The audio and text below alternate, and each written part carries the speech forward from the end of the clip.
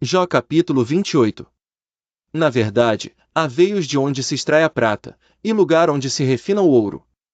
O ferro tira-se da terra, e da pedra se funde o cobre.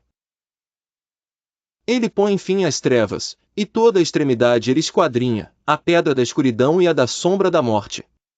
Abre um poço de mina longe dos homens, em lugares esquecidos do pé, ficando pendentes longe dos homens, oscilam de um lado para outro. Da terra procede o pão, mas por baixo é revolvida como por fogo. As suas pedras são o lugar da safira, e tem pó de ouro.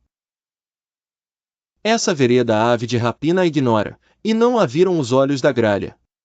Nunca a pisaram filhos de animais altivos, nem o feroz leão passou por ela.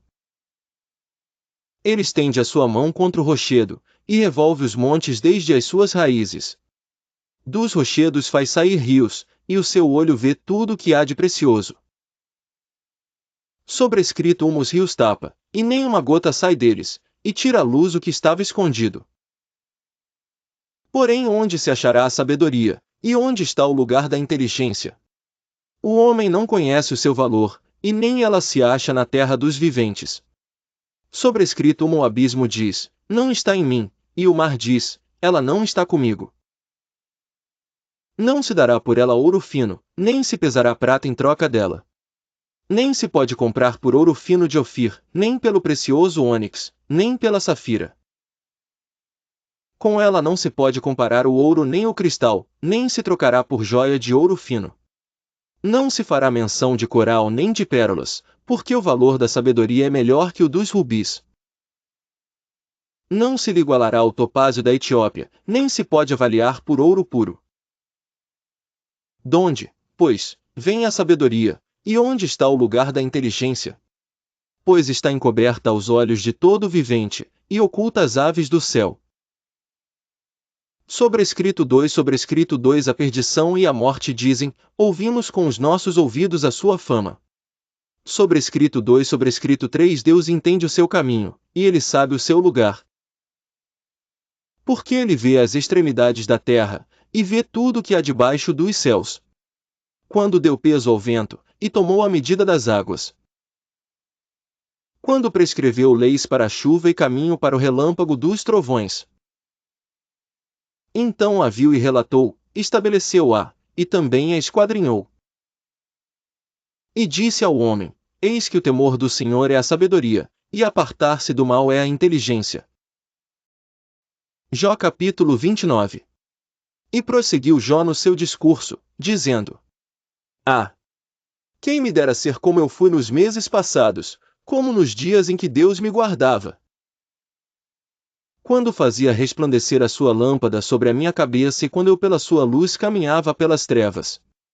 Como fui nos dias da minha mocidade, quando o segredo de Deus estava sobre a minha tenda. Quando o Todo-Poderoso ainda estava comigo, e os meus filhos em redor de mim. Quando lavava os meus passos na manteiga, e da rocha me corriam ribeiros de azeite. Quando eu saía para a porta da cidade, e na rua fazia preparar a minha cadeira. Os moços me viam, e se escondiam, e até os idosos se levantavam e se punham em pé. Os príncipes continham as suas palavras, e punham a mão sobre a sua boca. A voz dos nobres se calava, e a sua língua pegava-se ao seu paladar.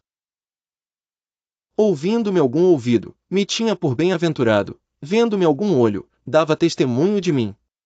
Porque eu livrava o miserável, que clamava, como também o órfão que não tinha quem o socorresse. A bênção do que ia perecendo vinha sobre mim, e eu fazia que rejubilasse o coração da viúva. Vestia-me da justiça, e ela me servia de vestimenta, como o manto e diadema era minha justiça. Eu me fazia de olhos para o cego, e de pés para o coxo.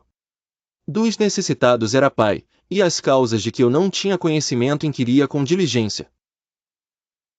E quebrava os queixos do perverso, e dos seus dentes tirava a presa. Sobrescrito e dizia, no meu ninho expirarei, e multiplicarei os meus dias como a areia. A minha raiz se estendia junto às águas, e o orvalho permanecia sobre os meus ramos. A minha honra se renovava em mim, e o meu arco se reforçava na minha mão. Ouviam-me e esperavam, e em silêncio atendiam ao meu conselho. Havendo eu falado, não replicavam, e minhas razões destilavam sobre eles. Porque me esperavam, como a chuva, e abriam a sua boca, como a chuva tardia. Se eu ria para eles, não o criam, e a luz do meu rosto não faziam abater. Eu escolhi o seu caminho, assentava-me como chefe, e habitava como rei entre as suas tropas, como aquele que consola os que pranteiam. Jó capítulo 30. Agora, porém, se riem de mim os de menos idade do que eu, cujos pais eu teria desdenhado de pôr com os cães do meu rebanho. De que também me serviria a força das mãos daqueles, cujo vigor se tinha esgotado. De míngua e fome se debilitaram, e recolhiam-se para os lugares secos, tenebrosos, assolados e desertos. Apanhavam malvas junto aos arbustos, e o seu mantimento eram as raízes dos zimbros. Do meio dos homens eram expulsos, e gritavam contra eles, como contra o ladrão. Para habitarem nos barrancos dos vales, e nas cavernas da terra e das rochas. Bramavam entre os arbustos, e ajuntavam-se debaixo das urtigas. Eram filhos de doidos, e filhos de gente sem nome, e da terra foram expulsos. Agora, porém, sou a sua canção, e lhes sirvo de provérbio. Abominam-me, e fogem para longe de mim, e no meu rosto não se privam de cuspir. Porque Deus desatou a sua corda, e me oprimiu, por isso sacudiram de si o freio perante o meu rosto. À direita se levantam os moços, empurram os meus pés, e preparam contra mim os seus caminhos de destruição. Desbaratam meu caminho, promovem a minha miséria, contra eles não há ajudador. Vêm contra mim como por uma grande brecha, e revolvem-se entre a assolação. Sobrevieram-me pavores, como vento perseguem a minha honra, e como nuvem passou a minha felicidade. E agora derrama-se em mim a minha alma, os dias da aflição se apoderaram de mim. De noite se me traspassam os meus ossos, e os meus nervos não descansam. Pela grandeza do meu mal está desfigurada a minha veste, que, como a gola da minha túnica, me cinge. Lançou-me na lama, e fiquei semelhante ao pó e à cinza. Clamo a ti, porém, tu não me respondes, estou em pé, porém, para mim não atentas. Tornaste-te cruel contra mim, com a força da tua mão resistes violentamente. Levantas-me sobre o vento, fazes-me cavalgar sobre ele, e derretes-me o ser. Porque eu sei que me levarás à morte e à casa do ajuntamento determinada a todos os viventes. Porém não estenderá a mão para o túmulo, ainda que eles clamem na sua destruição. Porventura não chorei sobre aquele que estava aflito, ou não se angustiou a minha alma pelo necessitado. Todavia guardando eu o bem, então me veio o mal, esperando eu a luz, veio a escuridão. As minhas entranhas fervem e não estão quietas, os dias da aflição me surpreendem.